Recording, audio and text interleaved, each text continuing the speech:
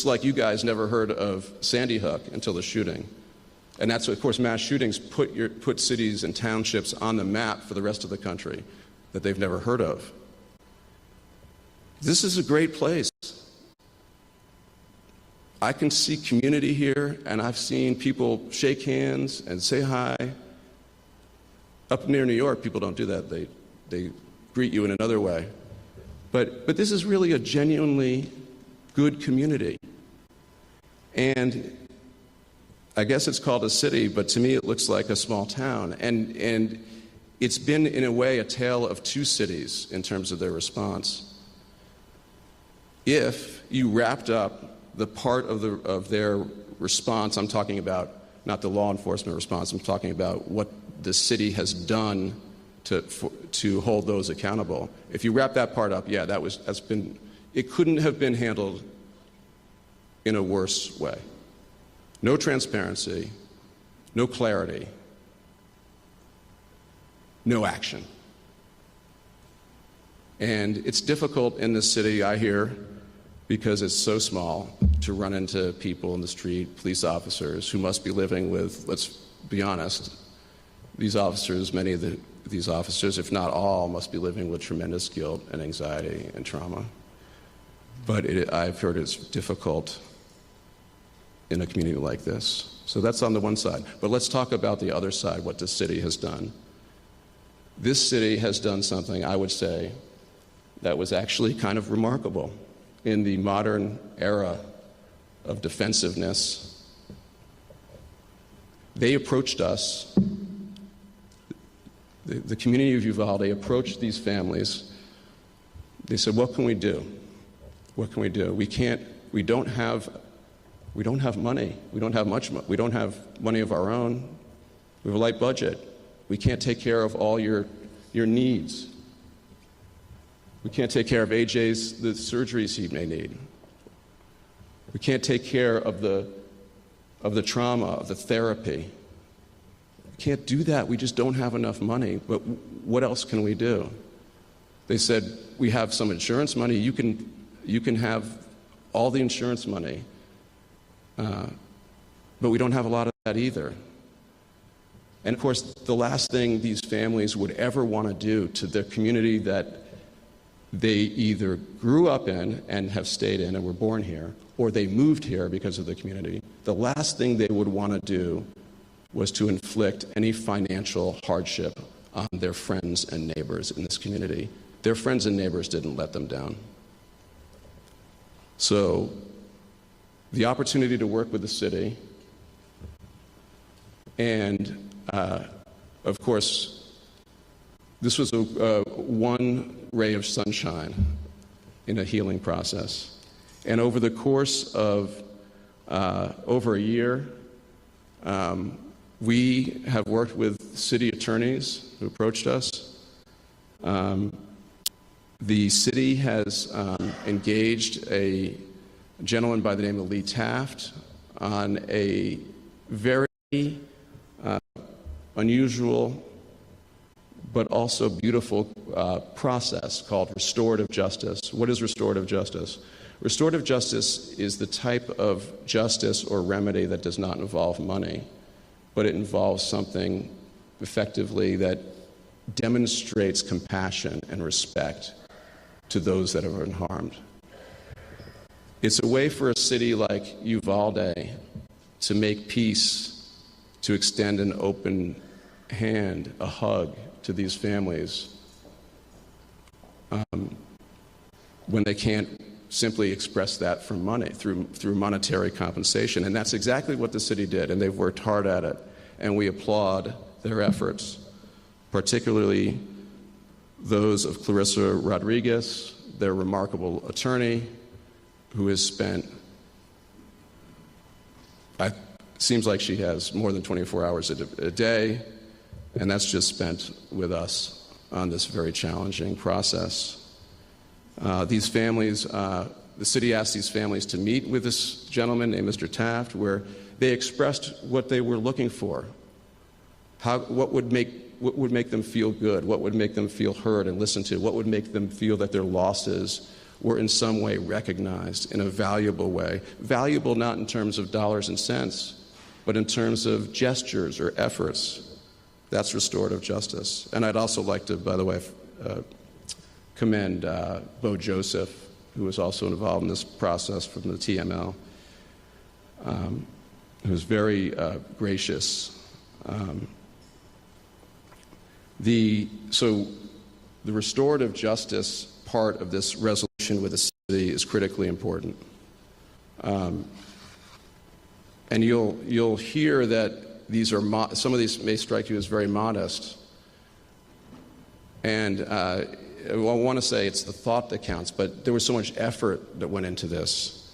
So first of all, the families do not want to have what happened to them have happened to any other member of this community or any community in the state of Texas or any community in the country, as much as they can do anything about it.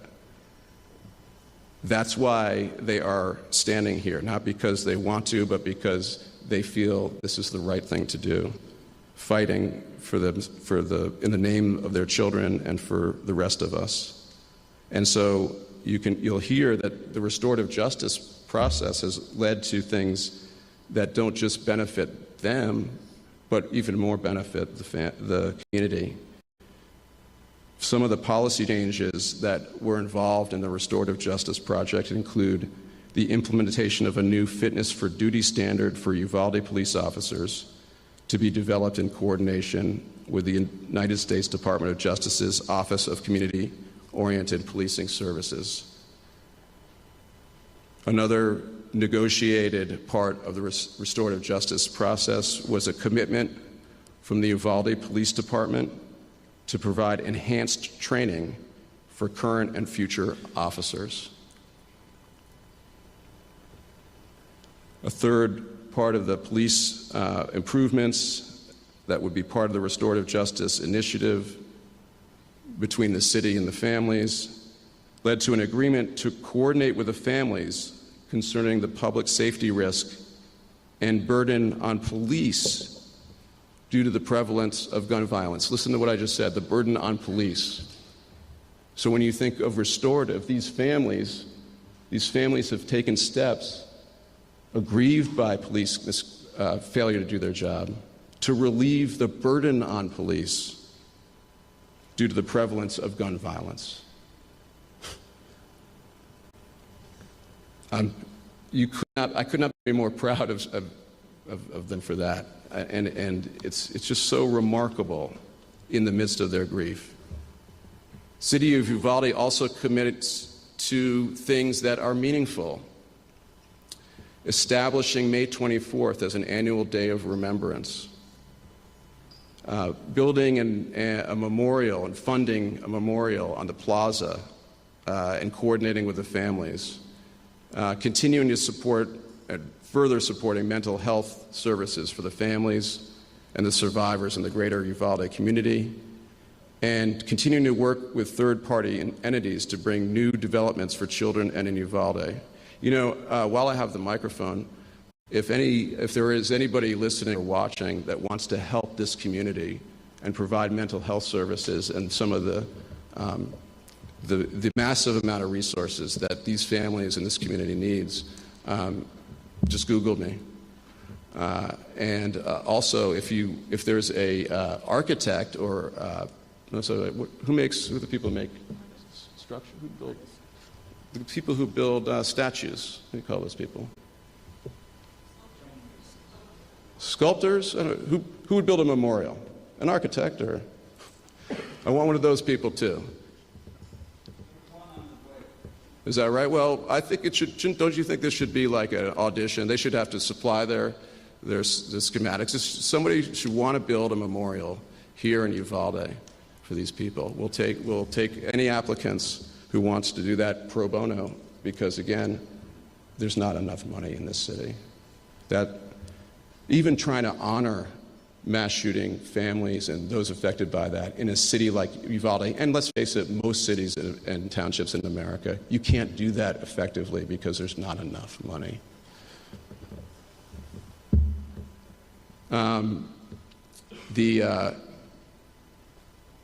there are other parts to this, and this is restorative justice, and that has to do with things that you never think about. You know, when you have kids and you watch your kids grow up, and one thing you never ever could possibly think about is that one day you might have to tender to their grave sites, right? You would never imagine that would be some part of being a parent, of tendering to their grave sites. And so part of this restorative justice initiative is simply maintaining regular maintenance of the Hillcrest Memorial Cemetery where these children are buried, creating 2 additional at-large positions on the Cemetery Advisory Board to be filled by members of these families, reimbursing the families for the cost of repairing ornamentation at the victims' grave sites, which the families had previously paid for themselves from donated gravesite funds which the city holds. So there was such a tremendous outpouring from the greater community, from members, citizens of the state of Texas, and from citizens and all over the country. And there were funds that were put in by one gentleman for the cemetery, so that these children's grave sites could be kept up and in a way that was meaningful to the families. And that there was a little bit of let's call it a miscommunication about those funds, and they resolved that. And then continuing to provide updated accounts of all donations the city has received in connection with Robb Elementary shooting and the spending of such funds. This is very much like Sandy Hook and other communities, the outpouring of support from the country. We've all seen it. Money comes in, teddy bears come in, cards come in, but people of goodwill just want to help, right, in the immediate aftermath. Of course, that fades over time pretty quickly, but then it presents these problems when you have to divide the money. And the city, and that's another division that can affect the harmony of a community. Lastly, I just want to, about the resettlement part of this, I just want to say that the monetary part of the deal is, if you recall, that the monetary part of the deal is that it's really in addition to, you think about it as something on the list. It's in addition to the impactful and long-lasting steps that I've outlined. The city of Uvalde has agreed to pay its insurance of $2 million, which is all that there was. The families did not want to, again, just to be clear, these families could have pursued a lawsuit against the city, and there's certainly grounds for a lawsuit. Let's face it, sadly, we all saw what we saw. No, there's not a single person in this room or watching, or even, in town, in any government, or anybody who knows anything about this case and the response knows that it was an inexcusable failure at the end of the day. There's nothing we can do about it now. But instead of suing the city and jeopardizing the finances of anybody, families have accepted there's simply the insurance doesn't affect anybody.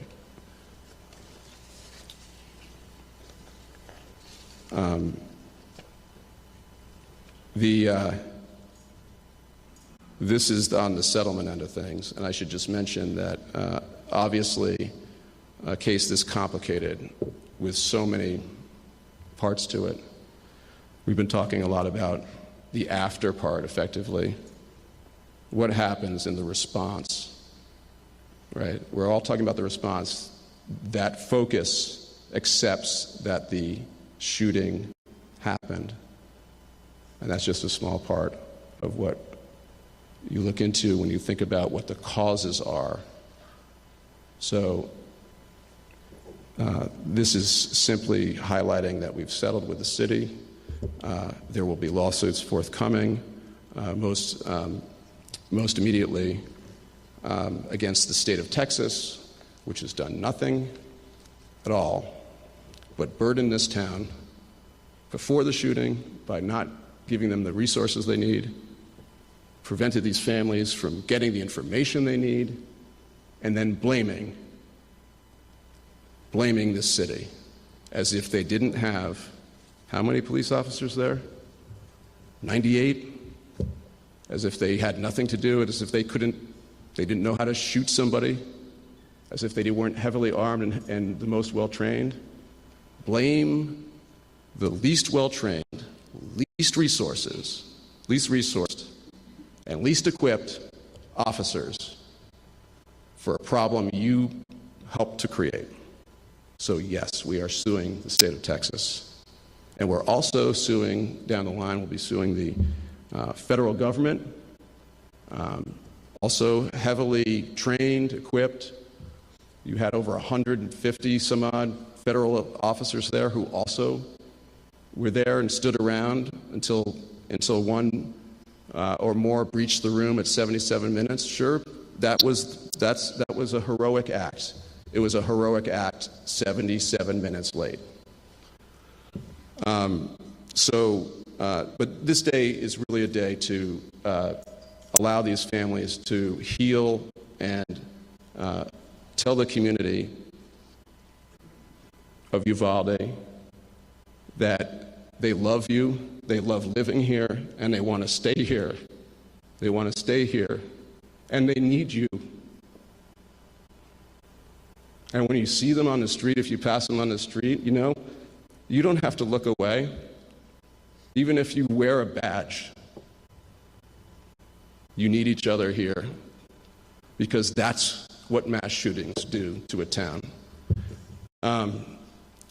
Thank you. At this point,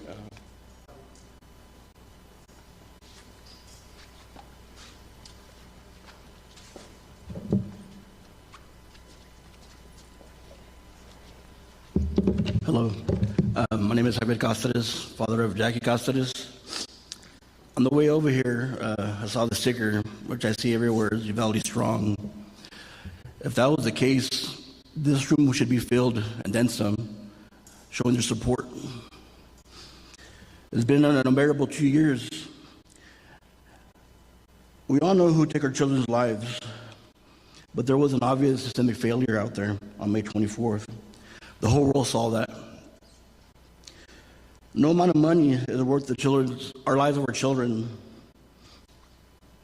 Justice and accountability has always been my main concern. We've been let down so many times. The time has come to do the right thing. Thank you.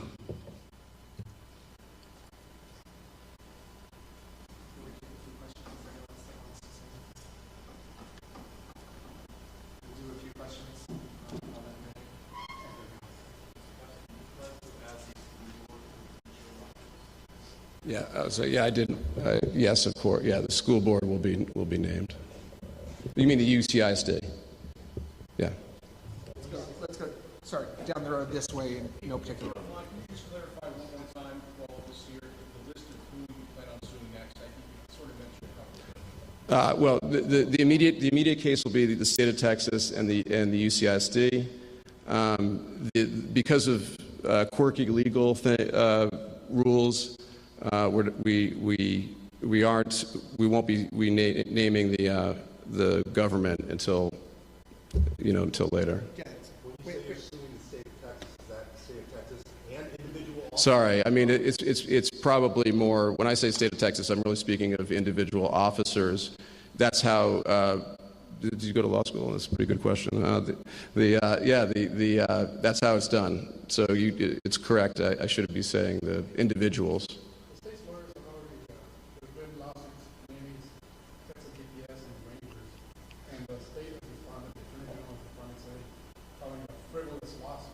There you go. Have you guys had any talks with the state about it?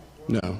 Do you think let's put it this way, the state of Texas, unlike the city, The city picked up the phone, reached out. But these families are members not just of the city, but they're citizens also of the great state of Texas. And no, we haven't heard from them. Back corner. Yes, sir. Hello, my name is Ruben. I'm the father of Lower Torres and I'm going to call it You mentioned in your statement that the city said they simply don't have any money, correct? That's why y'all are settling? They simply just don't have the funds. Yes, sir. No, that's not what I meant to say. I mean, the city doesn't have. Let's put it this way: is there anybody in this room who thinks that a single life would be worth $2 million? No, of course not. I mean, lives are priceless. So, limitations, unless you, yes, sir, there are limitations.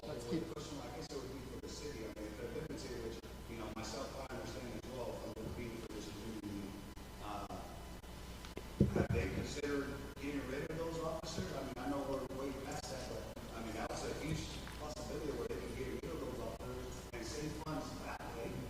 You know, that would be a lot of funds that they'd be saved to retire some of those officers for the remainder of their lifetime. I think what I've heard. By the way, I'm the lawyer.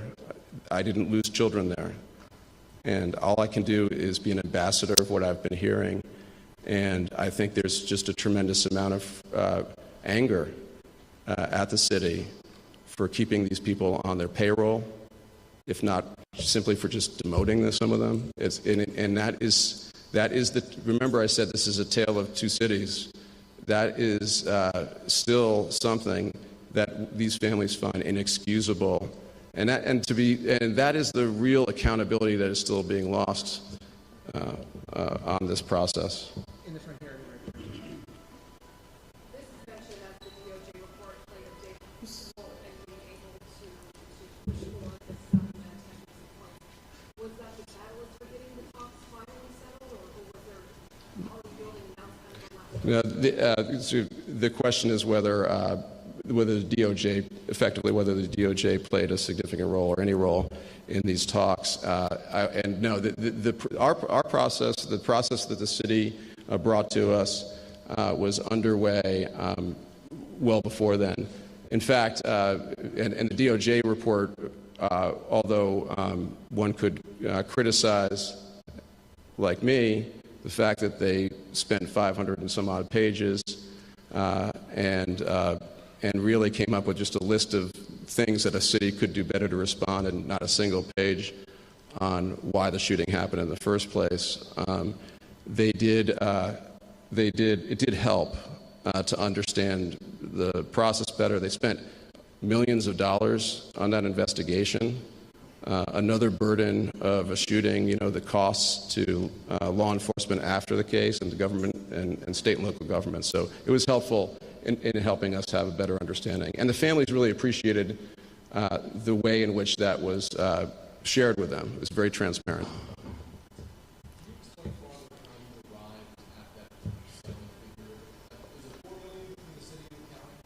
Well, the county settlement is we're still being worked on some of the details, but it's simply a matter of limitations of insurance and the families, again, not wanting to take money from the city more beyond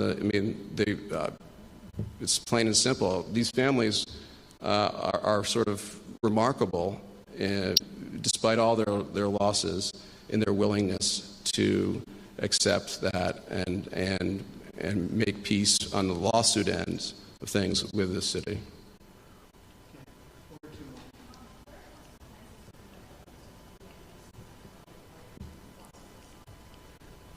Congress's plans?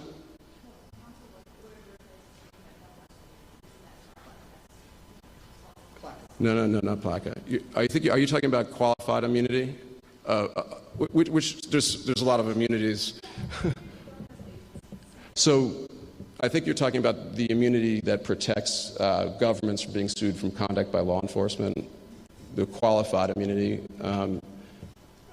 because there's also immunities that try to protect gun companies and other immunities, but qualified immunity it's just a detail that is going to be fought out in court, and we feel strongly we can beat it. Qualified immunity is an exceptionally strong immunity. So in other words, law enforcement is protected even from some very bad misconduct at times. But we think that this situation where kids, after all, are required to lock down in their classrooms, their freedom is constrained. So in this situation, we feel like qualified immunity is not applicable. Sir, I know you talked about, these officers not being able to handle this one team with the gun. Sure. Are you planning, and you said that there's more to come, are you planning to go and after those gun manufacturers? Are you planning to going after those, the people who make those guns? Yeah, I can't comment on what's happening after today. This is just a moment to really explain the resolution with the city. There has been, and appropriately so, such a focus on law enforcement, and I think it is important to remember that they're the end of the road. That this is a road that is well along before they get there. And yeah, thank you.